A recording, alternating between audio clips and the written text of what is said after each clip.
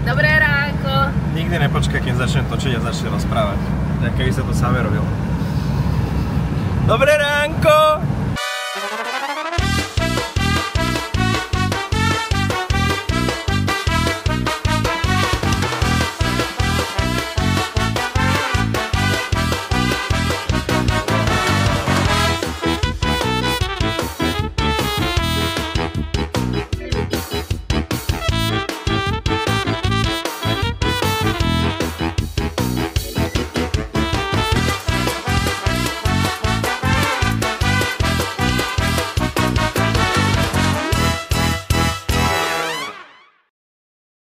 Nemáme vôbec nič zo stanového mestečka, lebo som musela robiť celé raňajky, celú kávu, všetko. Zarábať manu, pozri, ale akú krásnu manu máme.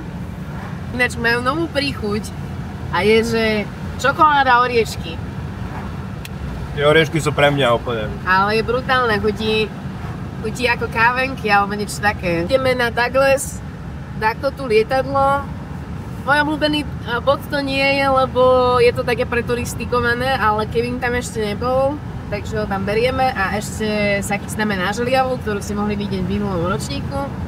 V obci Ličko Petrovo Selo, nedaleko hraníc s Bosnou a Hercegovinou, stojí Douglas C-47 Dakota. Americké transportné lietadlo z druhej svetovej vojny, ktoré bolo vyrobené v 40. rokoch. Tento typ bol nasadený v mnohých konfliktoch a po vojne slúžil aj v juhoslovanskom letectve. Tento zachovaný exemplár dnes slúži ako pamätník a technická kuriozita a popravde aj dosť veľká turistická lapačka.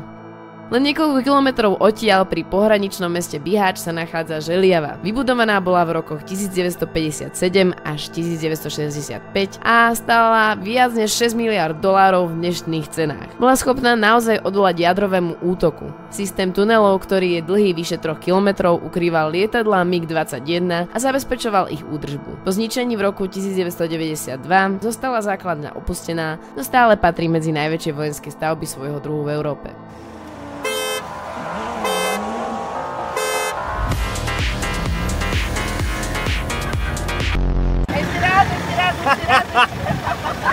Čo sa stalo? Nič sa nestalo. Čo sa stalo? Čo si tam mala zaradené? To sa mi šmykla papuča, ideme ešte raz. Dobre. Raz, dva, tri.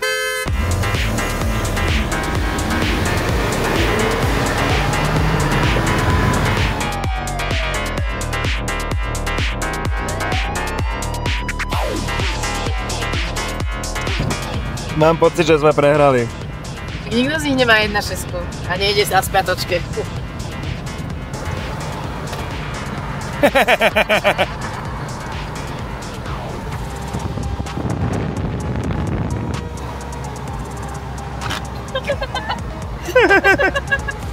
Ako sa dneska máš? Dobre, zapúrame za autom, nechápem, čo neviem šoferovať, či čo. A počkajte, ja som chcel vystúpiť. Môžete upnúť, prosím. Prosím vás, však ja chcem vystúpiť, hej! Hej! Pane! Pane! Ježiš, pardon! Ja som vás nevidel!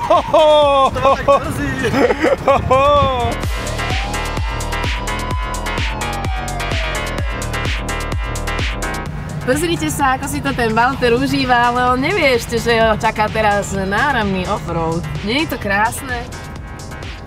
Ja by som sa bála byť Walterom.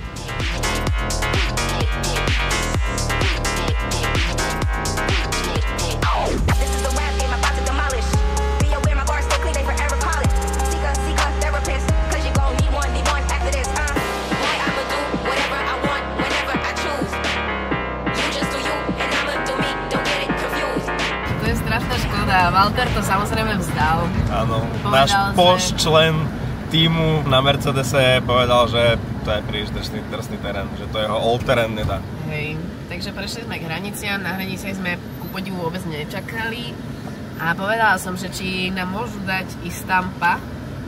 A dali nám stampa, pozri. Sára opäť využila svoje lingvistické skills a ja som stále úplne mimo z toho, ako dobre. Ja viem 10 slov podľa mňa. Ale proste úplne, že ty dojdeš a ty hneď na nich začneš Dobrý den, 10 deky, kvapi, čvapi. Ideme na beach slap. Slap beach. Ja opäť neviem, čo to je, ale vraj sa tam budeme kúpať a ja potrebujem kúpanie veľmi. To som strašne zvedavá, či do tej vody pôjdeš. Prečo? To je tá studená voda z minulého roka? Yes. Priatelia, ideme sa na beach slape.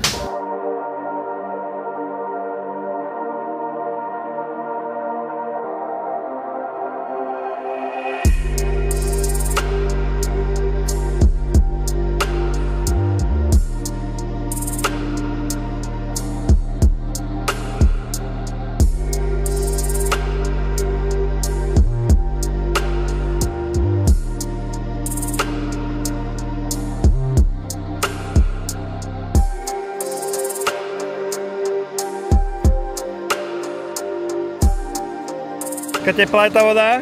Ale není to vôbec zlé. Pohode, práve som sa premenil na ženu. Že je 30 stupňov, no tak to tak jemne dáva také ihličky do nôh. Všetko dobré, alles gute. Alles Gute. Bola vtedy ešte studenčia, nie? Podľa mňa sme boli unavenejší, lebo sme spali 4 hodiny. Je veľmi svieža.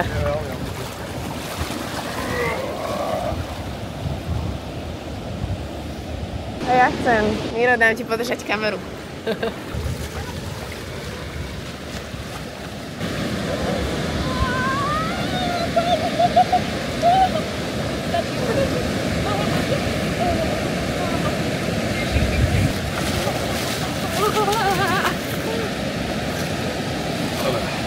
Mrzia mi prdel. Aj, mám ihličky v nej.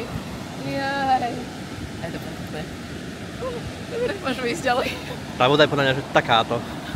Taký máš, ty. No, ako ste videli, tak sme boli na jednom z najkrajších miest pomaly na tejto planete a to som bol už na veľmi veľa krásnych miestach. Poďme si naspäť. Čo ti zostalo? Som sa prezliekala a vypadli mi okuliare a prešli sme po nich milom. No a ja som prezieravol, lebo toto sa mne deje, že za každým ja som najviac... Ja si nikdy nekúpim drahé okuliare, lebo vždycky mi vydržia mesiac, 2. Tieto vydržali presne 3 dní a preto som ich kúpila 7, preto má aj Kevin jedný, preto mám doma ešte ďalšie 4 páry, lebo presne takéto veci sa mi vždy nejakým spôsobom dejú a nemôžem dať za okuliare viacej ako 3 €. Keď dojdeme do kempu, no tak vám ukážeme fotky, alebo tu ich niekde nahrám, ako vyzerajú auta ostatných účastníkov, že sme na tom veľmi dobre. Felici sa prepadol tlmič do auta. Fakt? Som nevidel. A videl si, ako to tam eskapáskovali? Okay. Dobre, presúvame sa na ďalší bod, do nejakého pekného národného parku, mi bolo povedané, takže vidíme sa tam. Sú tam raje voci. Hvala lepa. Dovidenia. Tak to máme lístky.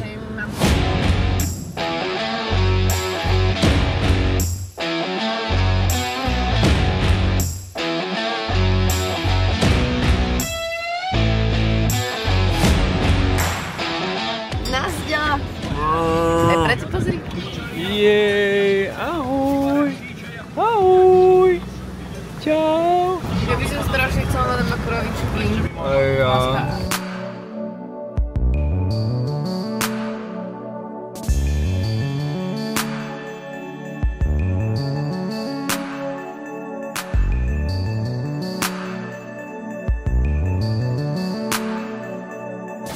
Jak si ťa lískáva.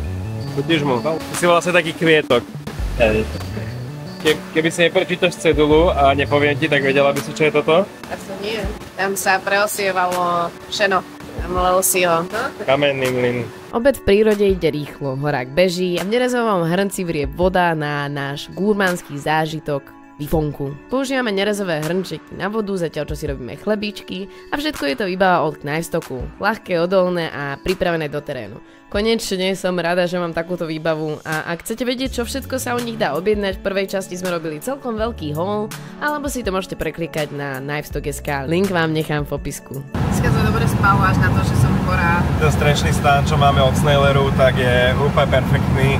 Naozaj, že vystre sa tam človek, vyspí sa tam perfektne. To je 101 oproti minuloročnému razvečer, kedy sme museli každý jeden boží deň stavať stán, nafukovať nafukovačku, rozložiť spacák, zložiť spacák, no proste bordel. No akože neviem si predstaviť, že by sme to robili, lebo takto si iba vyklopíme, že vám to ešte ukážeme určite na video.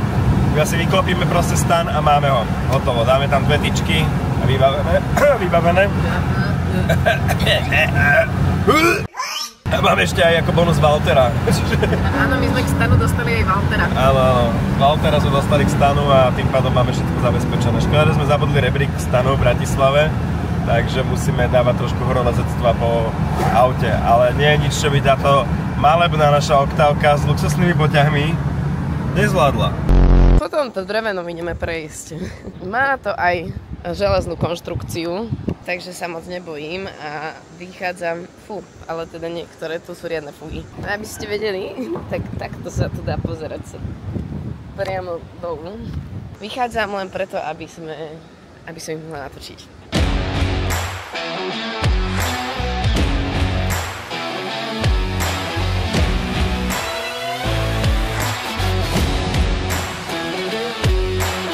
Minulý rok nás táto mapa doviedla na najhoršie miesto celého nášho trasovania, lebo nás doviedla mylne a prvé čo chalani, hlavne neodboč doľava, tak ideme si z nich spraviť srandu.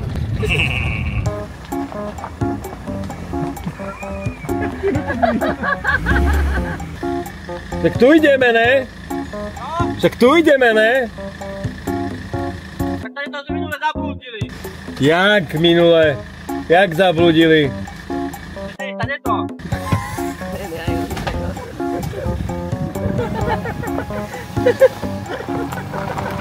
Sme na dni 2 a na 21.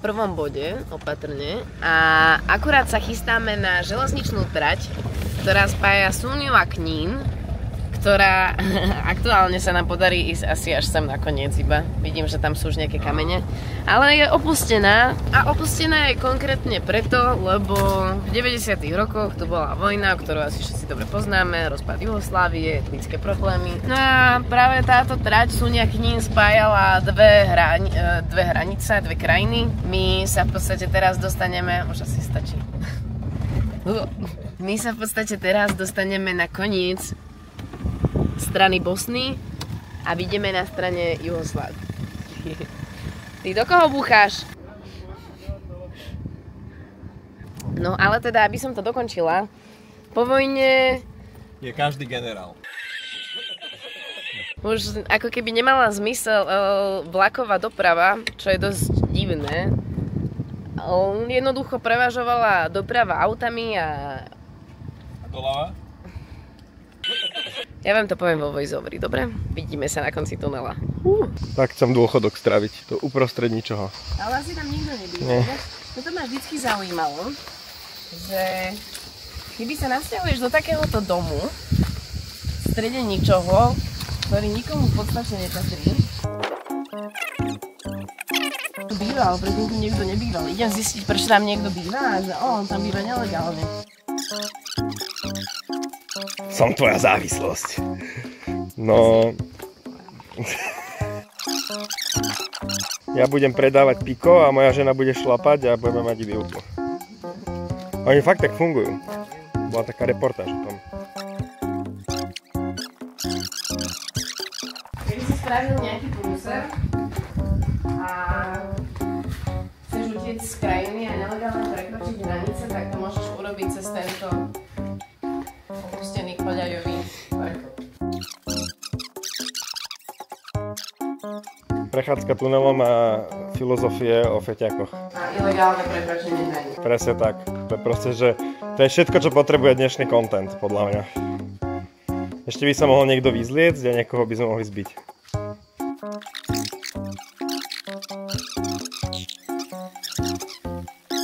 Takže ideálne po zlomenine dvojnásobnej kotníka, čo som si ho vytkol. Tu podľa mňa bola necukami nálepka. Áno, tam bola necukami nálepka.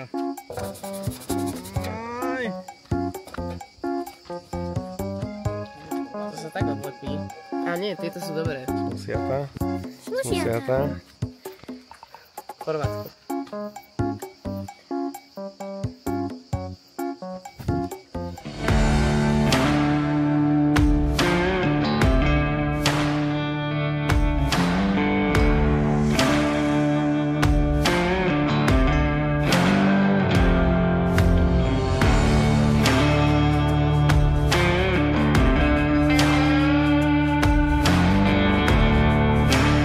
Dobrý. Ste doma? Olej 10,60 nemáte? Dobre, idem to do Prievidze. Vyzerá to jak Prievidza. Tyčinku chcem. To je taká veľmi dobre uprataná kuchynka. To zažila si už aj lepšie časy, ale bude rovnako dobrá. Museli sme ísť kúpiť olej, lebo tam bolo že mínus. A normálne do ňoho ide 10,60, aspoň čo tam teda Rajfen dával. A samozrejme 10,60 nemajú, takže A tak ty je do športových aut. Siahli do 10,40 úplne klasiky. Bude to musieť stačiť. Tak, nemám necht. A nie. Takže idem späť k pôvodnému plánu. Späť ku dňom. Za chvíľu 7 hodín. A došli sme teda do Drvaru, kde pôjdeme do Titovej jaskyne, o ktorej vám porozprávam potom. A ešte by som dneska chcela stihnúť offroad jeden. A potom pôjdeme niekde spinkať.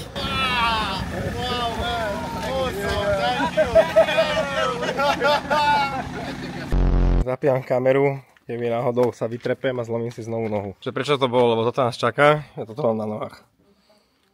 Ideálne po dvojnásobnej zlomenine. V meste Drvar sa nachádza známa Titová jaskyňa, historické miesto, kde v máji 1944 počas operácie Rösselsprung nemecké jednotky podnikli pokus o zajatie Josipa Broza Tita, tedajšieho vodcu partizánskeho odboja, ale aj celkovo slávneho juhoslovanského diktátora. Jaskyňa slúžila ako jeho hlavný veliteľský štáb a bola súčasťou rozsiahleho systému ukrytov, ktoré poskytovali ochranu pred leteckými útokmi. Podobných Titových jaskyň v bývalej Juhoslávii viacero. Nachádzajú sa v horách, často v ťažko prístupnom teréne a boli strategicky vybrané tak, aby umožňovali rýchlu evakuáciu a zároveň poskytovali dostatok priestoru pre veliteľstvo aj sprievod. Tieto ukryty kombinovali prírodné prvky s jednoduchými vojenskými úpravami, od pracovných stolov po komunikačné zariadenia. Dnes sú Titové jaskyne iba múzeami a pamiatkami, ktoré pripomínajú dramatické udalosti druhej svetovej vojny a charizmatickú, no kontroverznú osobnosť Tita. Ale by som chcel poznamenať, že táto dedina, v ktorej sme, alebo mesto, alebo čo to je, tak vyzerá, keby zase šiel s výhľadom, že vyzerá normálne, keby sa zastavila pred 20 rokmi a tak ostala proste. Tu sa nič nezmenilo, nič nepohlo. Vyzerá to tu úplná čistá totalita. Je presne to miesto, ktoré nám ukladám na mape s tým, že raz pôjdeme len s papierovou mapou bez telefónov a presne tu nás sa pôjdeme prejsť po meste. Lebo keď vidím, ako tie komíny a tie sídliska, jak tam hrajú futbal na tom neprerobenom trávniku, len s takým tým wannabe plotom, to je nádherné. Úplne mi to pripomína detstvo na Slávii v Trnave. Mne to pripomína detstvo môjho otca.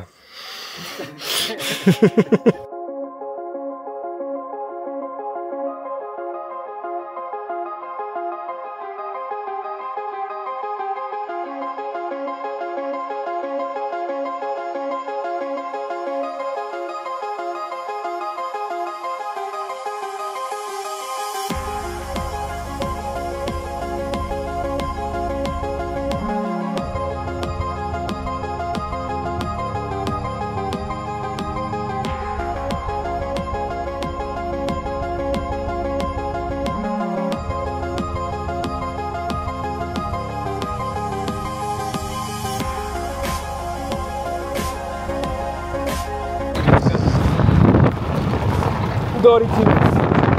Hej, šiltovka. Šukovi šiltovku. Som išiel natočiť, jak dobre ideme kolo, ne? Pozerám, jak ti uletela hneď bomby na brzdy, vieš. Díky.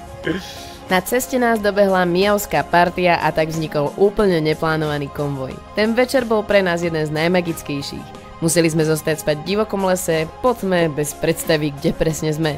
Noc sme strávili pri spoločnom opekaní, popíjaní pálenky a pod najjasnejšou hviezdnou oblohou bez jediného mráčika a ďaleko od akéhokoľvek svetelného smogu. A ráno prebudili sme sa s výhľadom, ktorý nás úplne ohromil, ale ten vám ukážeme až v ďalšej epizóde. Ak sa vám tento diel páčil a chceli by ste, aby sme pokračovali, tak poprosím, hoďte nejaký pekný komentár, like a prípadne subscribe a môžete si pozrieť môj nový merch na stránke smusiata.eu. Čaute, vidíme sa na budúce.